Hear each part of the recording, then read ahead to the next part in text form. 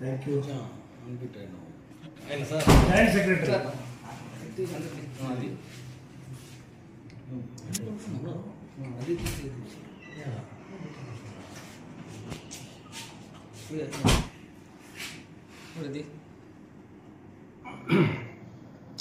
చిత్తూరు జిల్లా revenue services association కి సంబంధించి 3 సంవత్సరాల కాలానికి ఎన్నికలు జరగడం జరిగింది.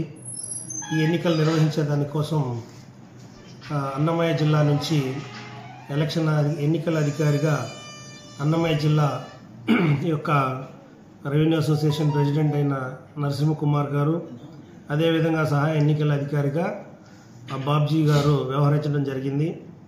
మనకు చిత్తూరు జిల్లా రెవెన్యూ సర్వీసెస్ అసోసియేషన్కి సంబంధించి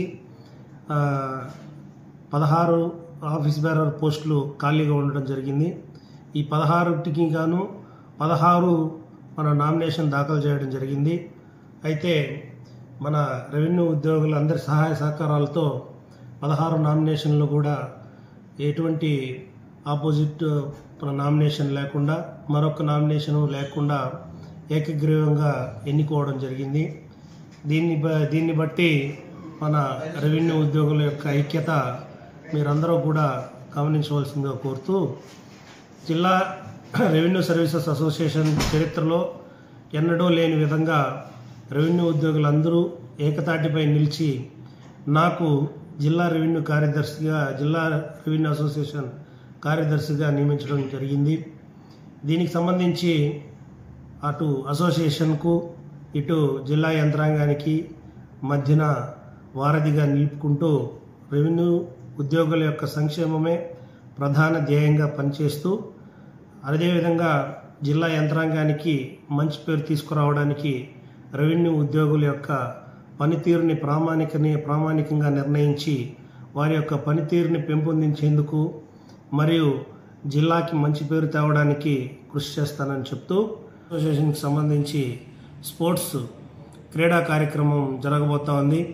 రాబోయేటటువంటి క్రీడా సమరంలో కూడా చిత్తూరు జిల్లా యొక్క పేరుని నిలపడానికి చిత్తూరు జిల్లాలో ఉండేటువంటి రెవెన్యూ ఉద్యోగుల్లో క్రీడా స్ఫూర్తిని నింపి